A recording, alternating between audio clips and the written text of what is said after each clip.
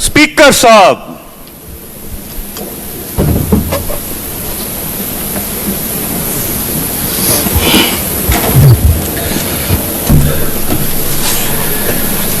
प्रश्नकाल।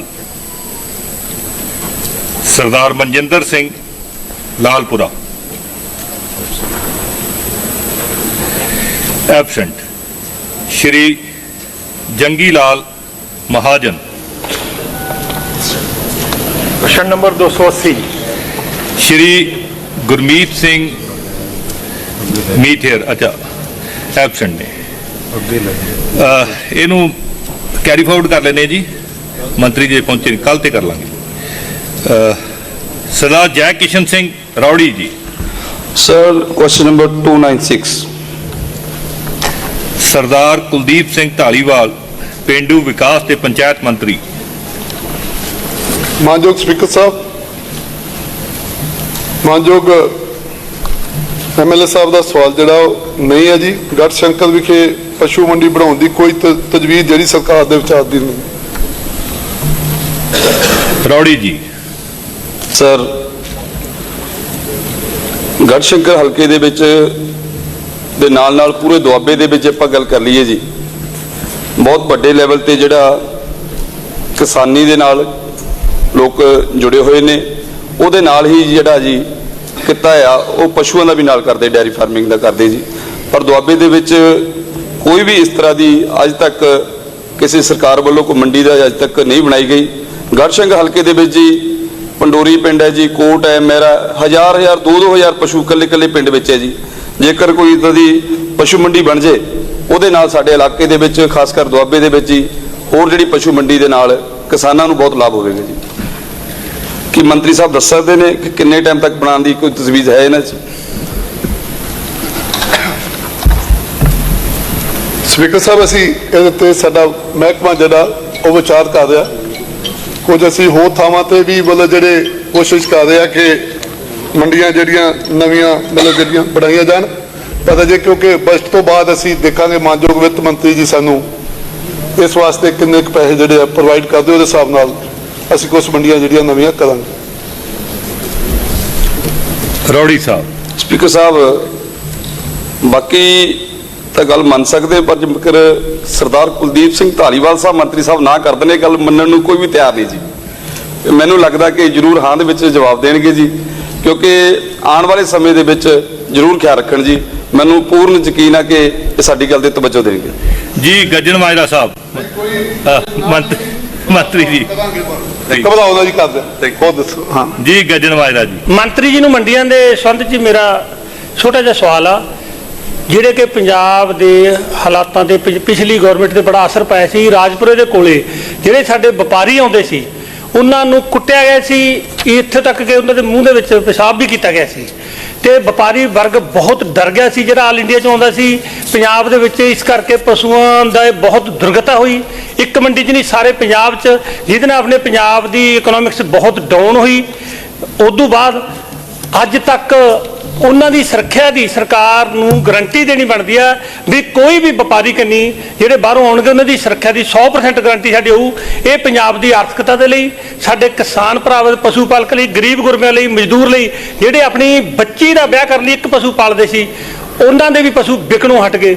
ਮੈਨੂੰ ਯਾਦ ਆ 1906 ਇੱਕ ਸਕਿੰਟ 5-6 ਦੇ ਵਿੱਚ ਇਹਦੇ ਨਾਲ ਹੈ ਜੀ, 5-6 ਦੇ ਵਿੱਚ एक गां 5000 लीटर के हिसाब नाल विकदी सी, अज नहीं विकदी।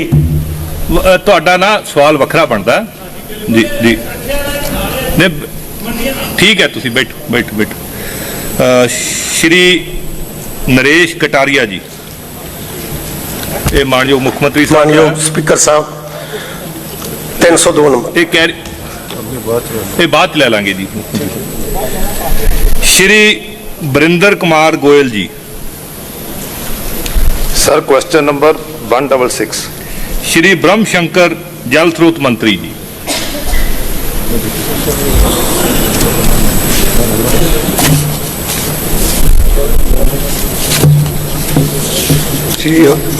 जी हाँ, हल्का लहरा गागा विच लगदे घग्गर दरिया खनौरी साहब तो पिंड मकरौड़ साहब तक लोड़ींदी ਲੈਂਡ ਅਕਵਾਇਰ ਕਰਨ ਉਪਰੰਤ ਚੌੜਾ ਕੀਤਾ ਗਿਆ ਹੈ। ਜੀ ਹਾਂ, ਅਗਰ ਘੱਗਰ ਦਰਿਆ ਨੂੰ ਪਿੰਡ ਮਕਰੋੜ ਸਾਹਿਬ ਤੋਂ ਪਿੰਡ ਕੜੈਲ ਕੇ ਪੰਜਾਬ ਹਰਿਆਣਾ ਬਾਰਡਰ ਤੇ ਸਥਿਤ ਹੈ ਤੱਕ ਚੌੜਾ ਨਹੀਂ ਕੀਤਾ ਗਿਆ ਹੈ। ਇਸ ਸੰਬੰਧੀ ਤਜਵੀਜ਼ ਪੰਜਾਬ ਸਰਕਾਰ ਵੱਲੋਂ ਤਿਆਰ ਕੀਤੀ ਗਈ ਹੈ, ਪਰੰਤੂ ਹਰਿਆਣਾ ਸਰਕਾਰ ਵੱਲੋਂ ਇਸ ਤਜਵੀਜ਼ ਤੇ ਇਤਰਾਜ਼ ਉਠਾਏ ਜਾਣ ਕਾਰਨ ਇਹ ਤਜਵੀਜ਼ ਘੱਗਰ ਸਟੈਂਡਿੰਗ ਕਮੇਟੀ ਵਿੱਚ ਲੰਬਿਤ ਪਈ ਹੈ। ਇਹ ਮੈਂ ਮਾਨਯੋਗ ਸਪੀਕਰ ਸਾਹਿਬ ਤੇ ਮੈਂਬਰ ਸਾਹਿਬਾਨ ਦੇ ਜਾਣਕਾਰੀ ਦੇਣਾ। ਥੈਂਕ ਯੂ ਜੀ। ਗੋਇਲ ਸਾਹਿਬ। ਸਪੀਕਰ ਸਾਹਿਬ ਬਹੁਤ ਧੰਨਵਾਦ ਤੁਹਾਡਾ, ਤੁਸੀਂ ਮੈਨੂੰ ਬੋਲਣ ਦਾ ਮੌਕਾ ਦਿੱਤਾ ਹੈ। ਮੈਂ ਪਹਿਲੀ ਵਾਰ ਹਲਕਾ ਲਹਿਰਾ ਤੋਂ ਚੁਣ ਕੇ ਆਇਆ ਤੇ ਪਹਿਲੀ ਵਾਰ ਇੱਥੇ ਬੋਲ ਰਿਹਾ।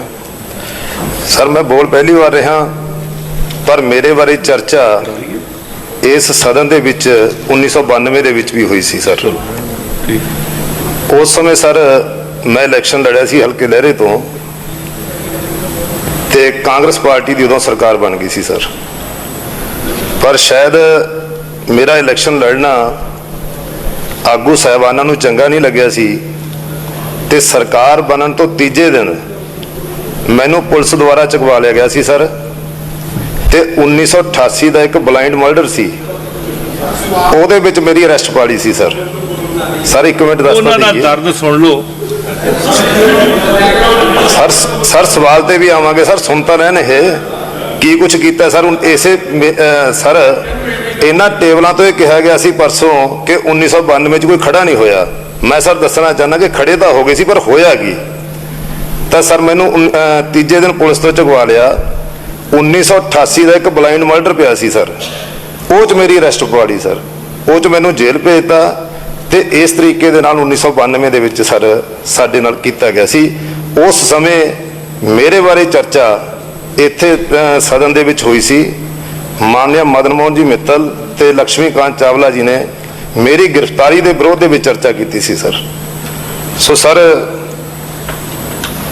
ਹੁਣ ਮੈਂ ਘੱਗਰ ਦੇ ਬਾਰੇ, ਘੱਗਰ ਦੀ ਸਥਿਤੀ ਦੇ ਬਾਰੇ ਦੱਸ ਕੇ ਮਾਨਯੋਗ ਮੰਤਰੀ ਸਾਹਿਬ ਨੂੰ ਪੁੱਛਣਾ ਚਾਹੁੰਦਾ ਸਰ ਕਿ ਘੱਗਰ ਦੀ, ਜਿਵੇਂ ਮੰਤਰੀ ਜੀ ਨੇ ਦੱਸਿਆ ਕਿ ਖਨੌਰੀ ਤੋਂ ਮਕਰੋੜ ਸਾਹਿਬ ਤੱਕ 22.45 ਕਿਲੋਮੀਟਰ ਦੀ ਲੰਬਾਈ ਹੈ ਸਰ। ਇਹ ਚੌੜਾ ਕਰਤਾ, ਇਸ ਦੀ ਚੌੜਾਈ ਸਰ 588 ਫੁੱਟ ਹੋ ਗਈ। ਹੁਣ 588 ਫੁੱਟ ਦਾ ਪਾਣੀ ਬੰਨ ਕੇ ਸਰ ਇਹ ਜਦੋਂ ਮਕਰੋੜ ਤੋਂ ਕੜੈਲ ਤੱਕ ਜਾਂਦਾ ਹੈ ਤਾਂ ਉੱਥੇ ਇਸ ਦੀ ਚੌੜਾਈ ਹੈ ਸਰ 190 ਫੁੱਟ। ਮਕਰੋੜ ਤੋਂ ਕੜੈਲ ਤੱਕ 190 ਫੁੱਟ ਹੈ ਸਰ। 588 ਫੁੱਟ ਦਾ ਪਾਣੀ 190 ਫੁੱਟ ਕਿਵੇਂ ਸਾਂਭ ਸਕਦਾ ਸਰ? ਤੇ ਉੱਥੇ ਇਹ ਪਾਣੀ ਬੈਕ ਮਾਰ ਕੇ ਜਿਨ੍ਹਾਂ ਪਿੰਡਾਂ ਦੀ ਜ਼ਮੀਨ ਘੱਗਰ ਚੌੜਾ ਕੀਤਾ ਗਿਆ ਉਹਨਾਂ ਨੂੰ ਵੀ ਮਾਰ ਕਰਦਾ ਹੈ। ਤੇ ਅਗਲੇ ਪਿੰਡ ਨੇ ਸਾਡੇ ਸੁਰਜਨ ਭੈਣੀ, ਭੂੰਦੜ ਭੈਣੀ ਸਰ, 5-7 ਪਿੰਡ ਨੇ ਜਿਹੜੇ 10,000 ਏਕੜ ਫਸਲ ਦੀ ਮਾਰ ਕਰਦਾ ਹੈ ਤੇ ਸਾਰੀ ਅਰਥ ਵਿਵਸਥਾ ਜਿਹੜੀ ਉਹ ਖਰਾਬ ਕਰਕੇ ਰੱਖ ਦਿੰਦਾ ਸਰ। ਤੁਸੀਂ ਕੁਐਸਚਨ ਦੱਸੋ ਜੀ। ਹਾਂ ਸਰ, ਕੁਐਸਚਨ ਦੀ ਕਰਨਾ ਸਰ। ਸਮਾਂ ਬੜਾ ਕੀਮਤੀ ਹੈ, ਤੁਹਾਡਾ ਦਰਦ ਤਾਂ ਸੁਣ ਲਿਆ। ਨਹੀਂ ਸਰ, ਇੱਕ ਸਰ ਇਹ ਵੀ ਹੈ। ਨਹੀਂ ਜੀ, ਕੁਐਸਚਨ ਰਹਿ ਜਾਂਦੇ ਆ ਜੀ, ਫਿਰ ਇਹ ਨਾ ਸਾਰੇ ਪੰਜਾਬ ਦੇ ਕੁਐਸਚਨ। ਇੱਕ ਮਿੰਟ ਚ ਪਲੀਜ਼ ਦੱਸ ਦੇਣਾ। ਨਹੀਂ ਤੁਸੀਂ ਬੈਠੋ, ਫਿਰ ਤੁਸੀਂ ਬੈਠੋ ਸਰ। ਇੱਕ ਮਿੰਟ ਚਲੋ, ਕੁਐਸਚਨ ਸੋ ਮੈਂ ਮਾਨਯੋਗ ਮੰਤਰੀ ਸਾਹਿਬ ਨੇ ਪੁੱਛਣਾ ਚਾਹੁੰਦਾ ਸਰ ਕਿ ਇਸ ਘੱਗਰ ਦੀ ਮਾਰ ਤੋਂ ਕਦੋਂ ਤਾਂ ਸਾਨੂੰ ਨਿਜਾਤ ਮਿਲੂਗੀ? ਜਿੱਥੇ ਤੱਕ ਮੰਤਰੀ ਸਾਹਿਬ ਨੇ ਕਿਹਾ ਘੱਗਰ ਸਟੈਂਡਿੰਗ ਕਮੇਟੀ, ਇੱਥੇ ਆਓ। ਇਹ ਪਿਛਲੇ 25 ਸਾਲ ਤੋਂ ਸਰ ਘੱਗਰ ਸਟੈਂਡਿੰਗ ਕਮੇਟੀ ਕੋਲੇ ਪੈਂਡਿੰਗ ਪਿਆ। CWP 5370। ਠੀਕ ਹੈ, ਤੁਸੀਂ ਬੈਠੋ। ਮੈਂ ਤੁਹਾਨੂੰ ਮੰਤਰੀ ਜੀ, ਕੀ ਤੁਸੀਂ ਇਹ ਜਿਹੜਾ ਪਿਛਲੇ 25 ਸਾਲ ਤੋਂ ਮਾਮਲਾ ਲੰਬਿਤ ਪਿਆ, ਸਰਕਾਰ ਇਹਦੇ ਬਾਰੇ ਕੋਈ ਜਲਦੀ ਇਹਨੂੰ ਹੱਲ ਕਰਾਉਣ ਲਈ ਕੋਈ ਕਾਰਵਾਈ ਕਰੇਗੀ? ਮਾਨਯੋਗ ਸਪੀਕਰ ਸਾਹਿਬ, ਤੁਹਾਡੇ ਰਾਹੀਂ ਮੈਂ ਮੈਂਬਰ ਸਾਹਿਬ ਨੂੰ ਜਾਣਕਾਰੀ ਦੇਣਾ ਚਾਹੁੰਦਾ, ਮਾਨਯੋਗ ਮੈਂਬਰ ਸਾਹਿਬਾਨ ਨੂੰ, ਕਿ ਪਿਛਲੀਆਂ ਸਰਕਾਰਾਂ ਨੇ ਲੰਬੇ ਅਰਸੇ ਤੱਕ ਇਹਨਾਂ ਤੇ ਕਦੀ ਗੌਰ ਨਹੀਂ ਕੀਤਾ, ਇਹਨਾਂ ਗੱਲਾਂ ਤੇ। ਔਰ ਮੁੱਖ ਮੰਤਰੀ ਭਗਵੰਤ ਮਾਨ ਜੀ ਦੀ ਰਹਿਨੁਮਾਈ ਦੇ ਵਿੱਚ ਸਰਕਾਰ ਜਿਹੜੀ ਹੈ ਹਰੇਕ ਚੀਜ਼ ਨੂੰ, ਹਰੇਕ ਮਹਿਕਮਾ ਬੜੀ ਬਰੀਕੀ ਨਾਲ ਇਹ ਤੇ ਨਜ਼ਰ ਰੱਖੇ ਹੈ।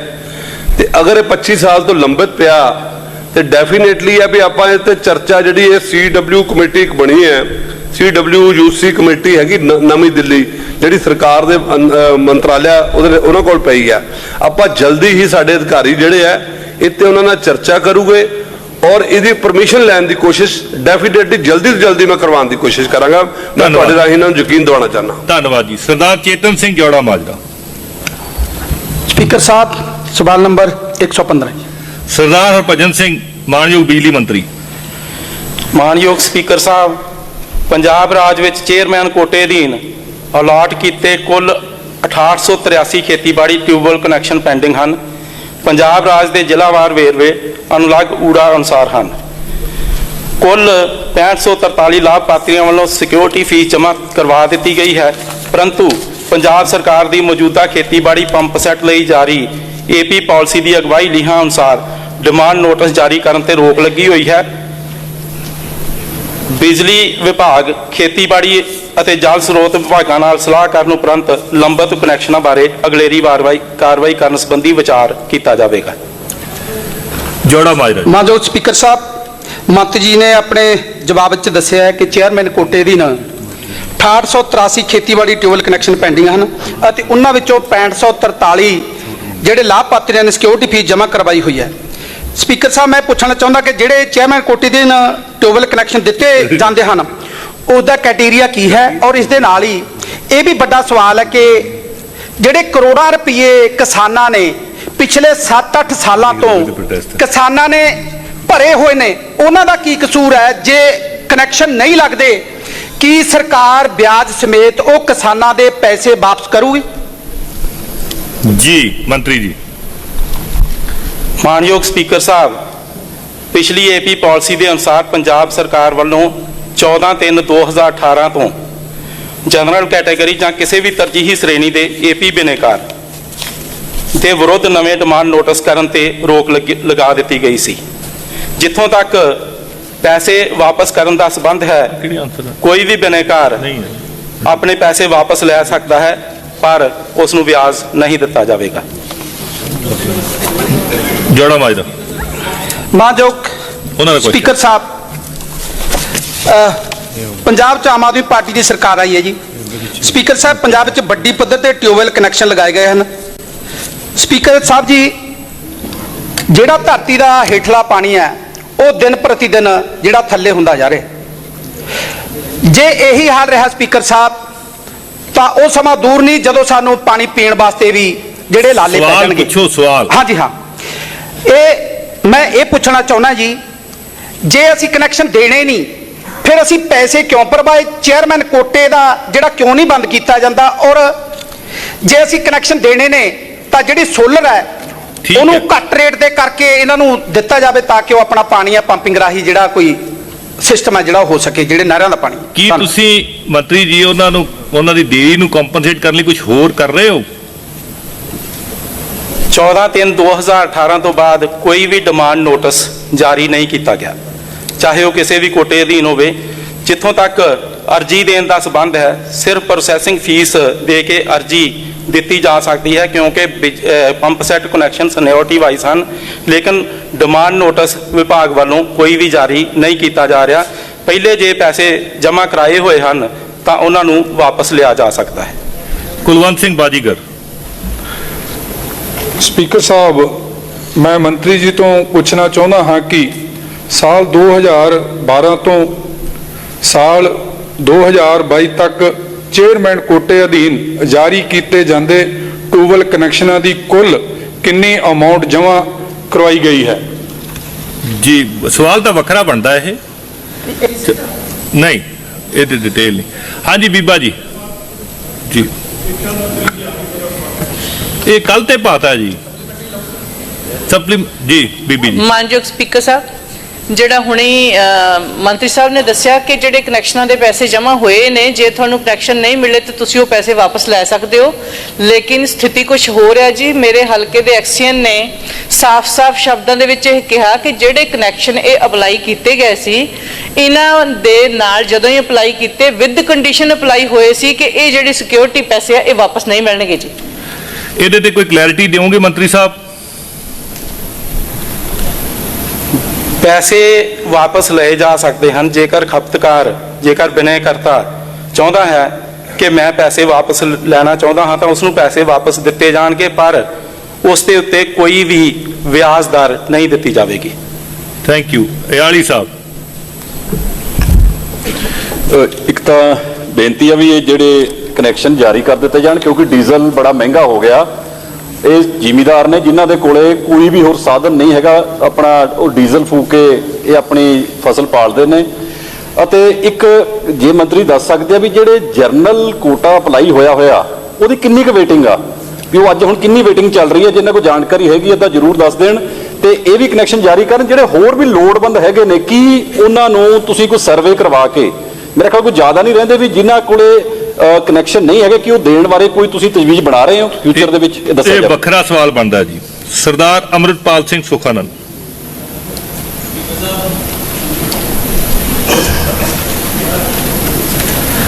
ਐਬਸੈਂਟ।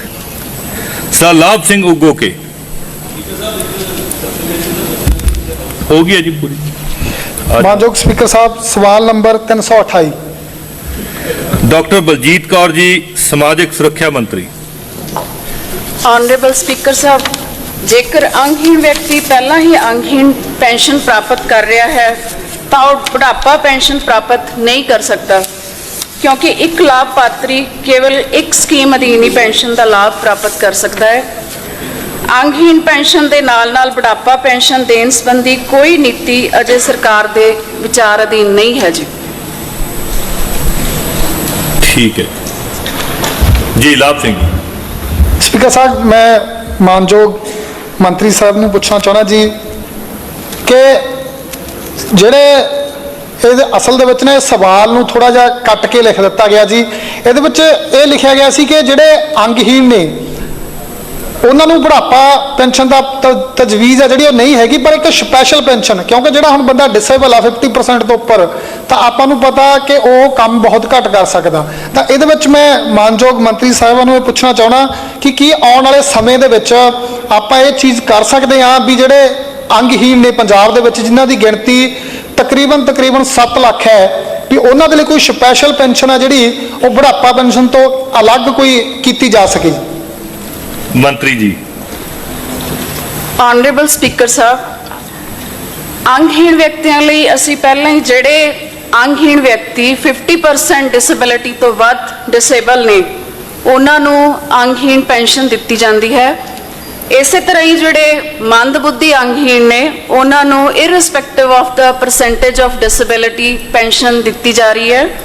ਤੇ ਇਸੇ ਤਰ੍ਹਾਂ ਹੀ ਜਿਹੜੇ ਬੱਚੇ 21 ਸਾਲ ਤੋਂ ਘੱਟ ਨੇ ਜਾਂ ਮੰਦਬੁੱਧੀ ਨੇ ਜਾਂ ਅੰਗਹੀਣ ਨੇ, ਉਹਨਾਂ ਵਿੱਚ ਅਸੀਂ ਸਾਲਾਨਾ ਆਮਦਨ ਨੂੰ ਵਿਚਾਰੇ ਬਿਨਾਂ ਹੀ ਜਿਹੜੀ ਪੈਨਸ਼ਨ ਉਹ ਦੇ ਰਹੇ ਹਾਂ, ਆਲਰੇਡੀ ਹੀ ਦੇ ਰਹੇ ਹਾਂ ਜੀ। ਮੰਤਰੀ ਜੀ ਠੀਕ। ਬੀਬਾ ਸਰਬਜੀਤ ਕੌਰ ਮਾਣਕੇ।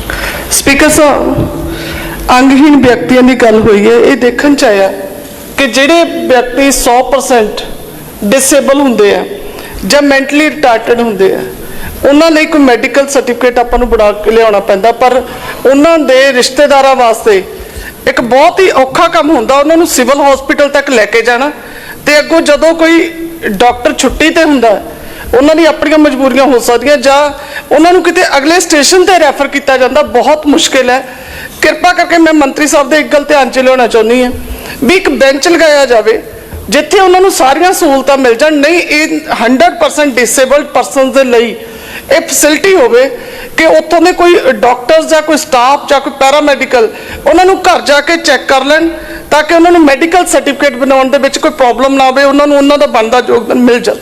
ਕੀ ਤੁਸੀਂ ਪ੍ਰੋਸੈਸ ਨੂੰ ਸਿੰਪਲੀਫਾਈ ਕਰੋਗੇ ਮੰਤਰੀ ਜੀ?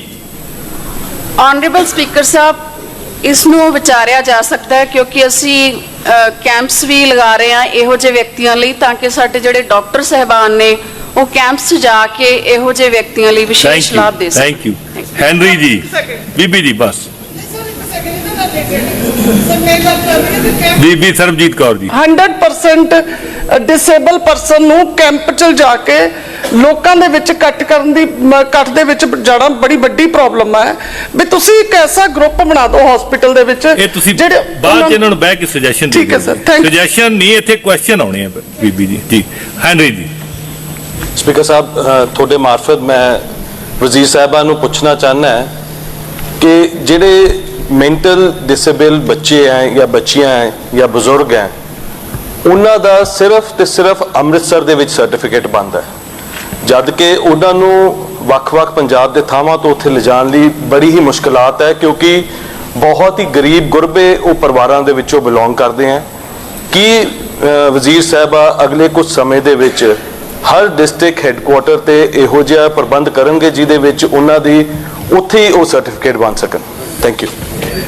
ਸਵਾਲ ਤੁਹਾਡਾ ਬਹੁਤ ਇੰਪੋਰਟੈਂਟ ਹੈ, ਮੰਤਰੀ ਜੀ ਚਾਹਣ ਤੇ ਜਵਾਬ ਦੇ ਸਕਦੇ, ਲੇਕਿਨ ਹੈ ਵੱਖਰਾ ਕਿ